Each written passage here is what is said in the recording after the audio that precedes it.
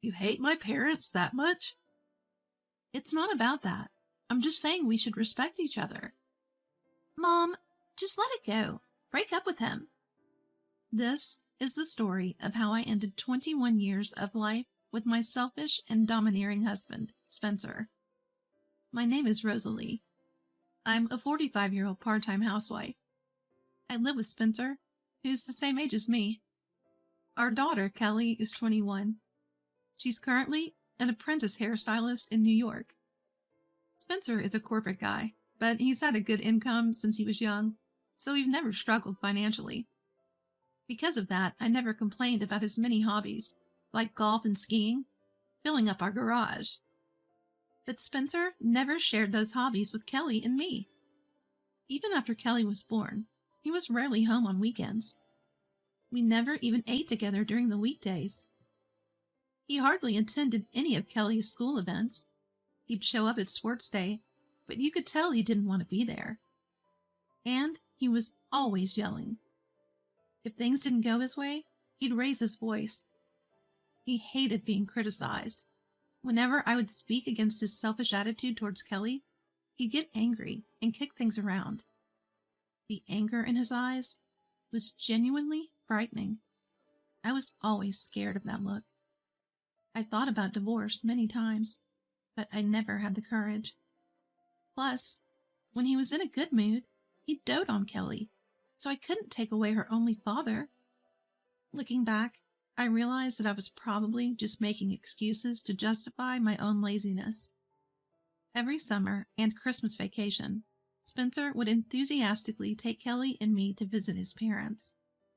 His family runs their own business.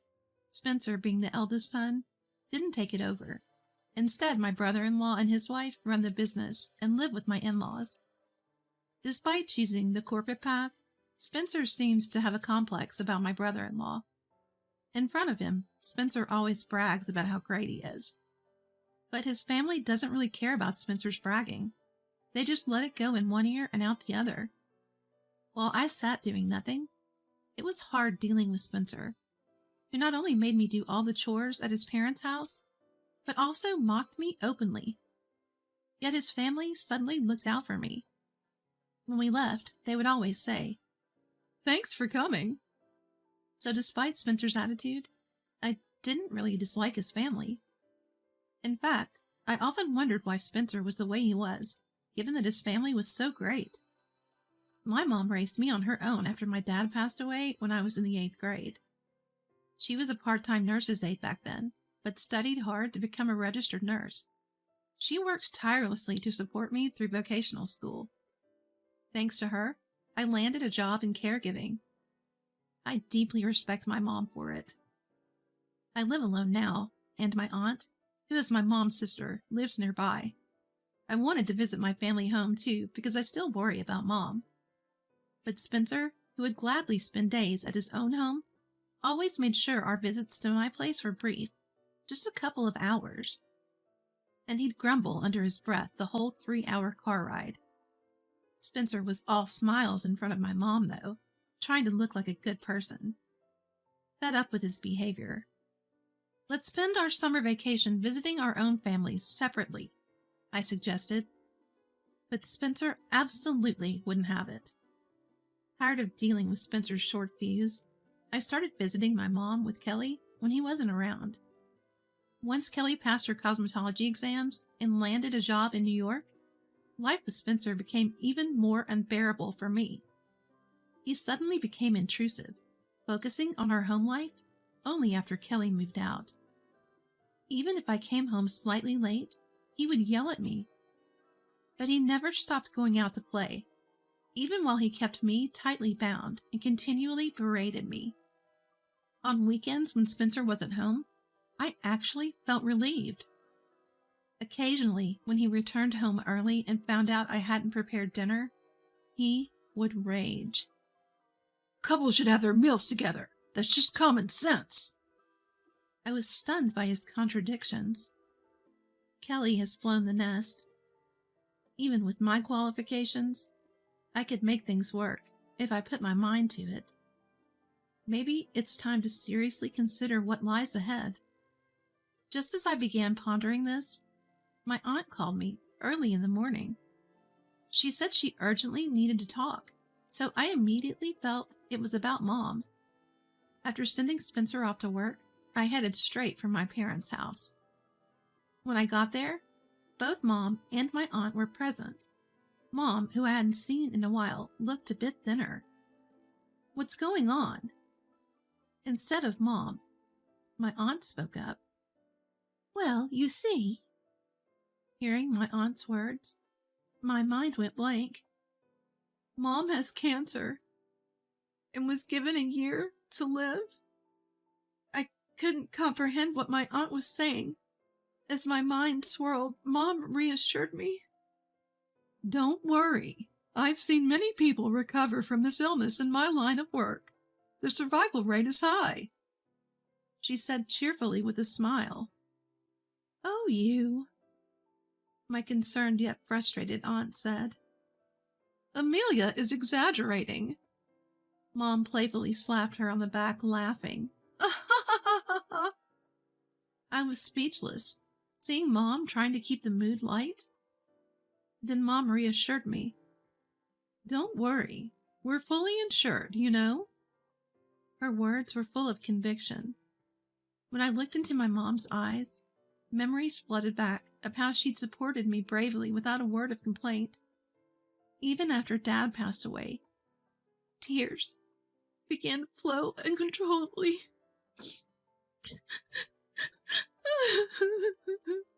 "Hey, I'm not dead yet, you know."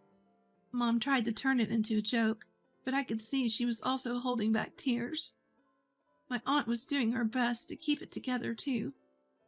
From that point on, my thoughts were consumed by Mom. I deeply regretted secretly meeting someone else behind Spencer's back.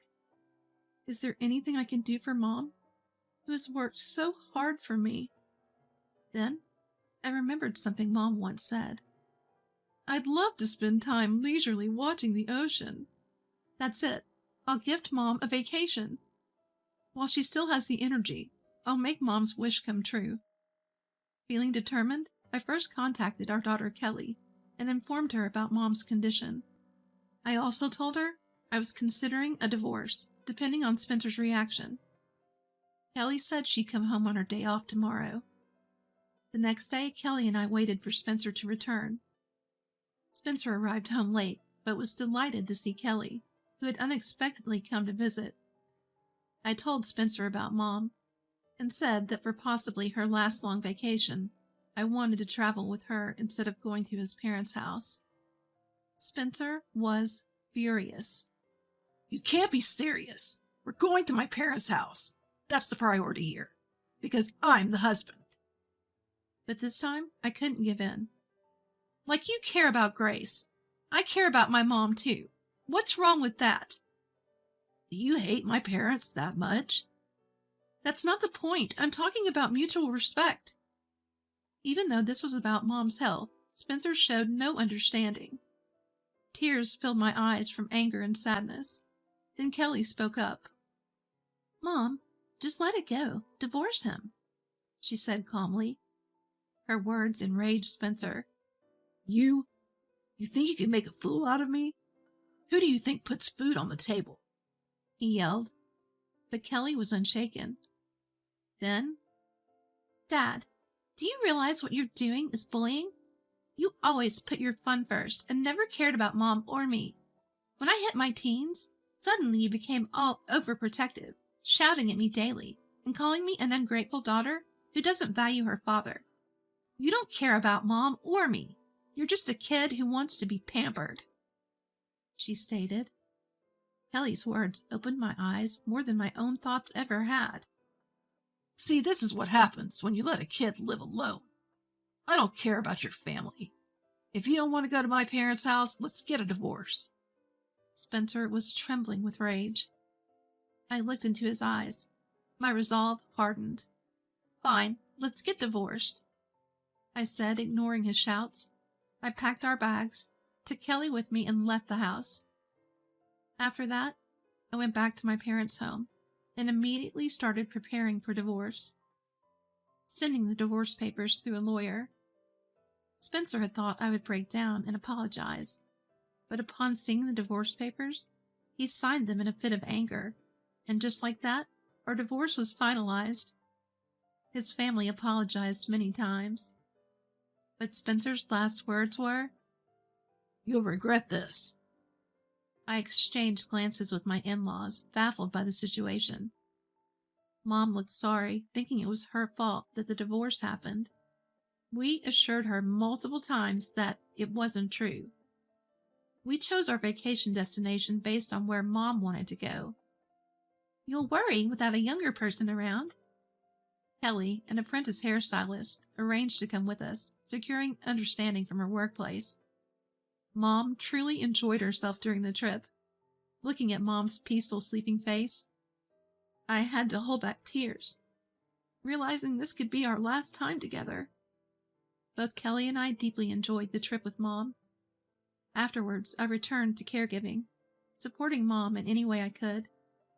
I wanted to make the most out of the remaining time, to be with Mom as much as possible, and to give back for everything she's done. Then, nearly a year later, we found out Mom's health was miraculously improving. Mom and I held hands, shedding tears of joy.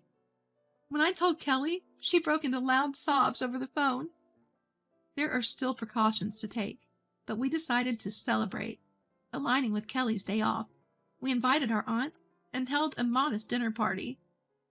It's a girls' night out. Mom watched Kelly, who said this with an innocent smile, looking truly happy. Just then, the doorbell rang. A frail and emaciated Spencer stood at the entrance. What?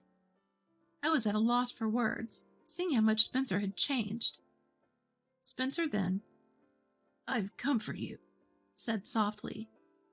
I was stunned, and I didn't know what to make of it when Kelly came over. What are you doing?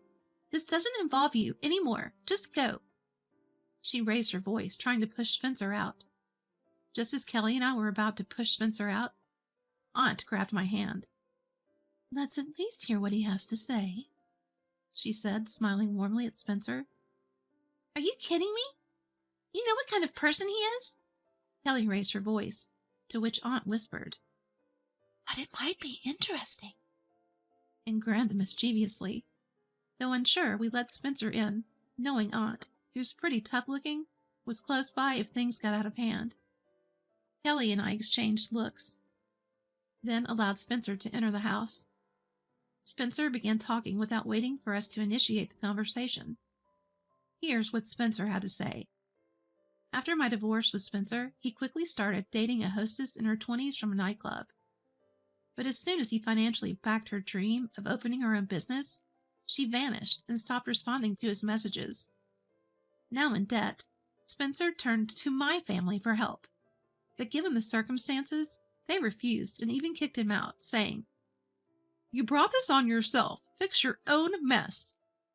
To add insult to injury, he's also on the list for corporate downsizing and is being pressured to quit. It seems like he's running out of options. You are the only one who truly loved and understood me, he said. You're in a stable job in healthcare, right? Why don't we team up as a couple again and support each other? You were waiting for me, weren't you? I was stunned and almost lost for words, but I managed to say, We're not a couple anymore. We're strangers. Spencer retorted, You weren't this cold before. If we can start over, we can even live together in this house, right, Kelly? Wouldn't you be happy if your parents got along? He even tried to get support from our daughter, Kelly. But Kelly simply stated, No, I wouldn't be happy at all. In fact, I'm happier now that Mom laughs more living with Granny. I even look forward to coming to this house. So I'm happier now than when I was a child. She said this matter-of-factly. Spencer lowered his eyes and spoke in a shaky voice. What should I do if even my own daughter says something like this? I was really fed up with his melodramatic tone. I looked at Spencer and said, When I was bedridden with a high fever, you didn't care and went out. When Kelly got injured, you did nothing and left it all to me. But when you caught a minor cold, you'd whine and seek attention. Like Kelly said once, you only think about being pampered. I have no intention of getting back together with someone so selfish and immature. My words flowed more smoothly than I had expected. Upon hearing this, Spencer stood up, glaring at me with his eyes filled with rage. Who do you think you're talking to? You people are getting too cheeky. Just shut up and do as you're told. He screamed. I wondered why I'd been scared of him for so long. I wasn't afraid of Spencer anymore.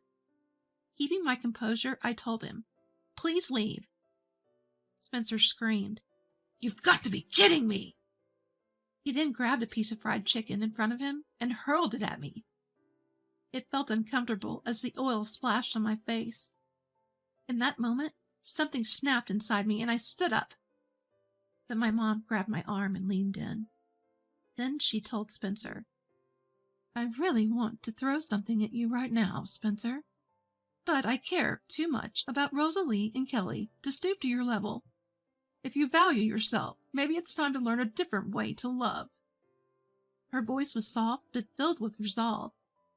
Spencer, caught in his own excitement, didn't take the words to heart.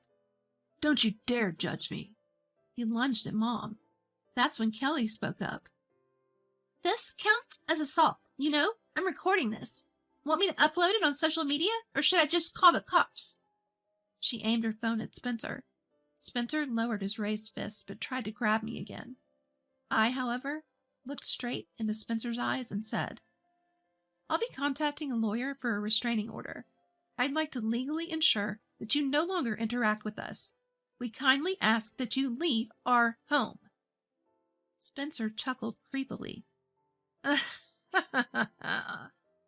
I was joking, okay? He tried to eat the food in front of him. "Please leave," I immediately said. Spencer started to say something, still with that creepy grin, but the intense gaze from me, Kelly, Aunt, and Mom made him mutter.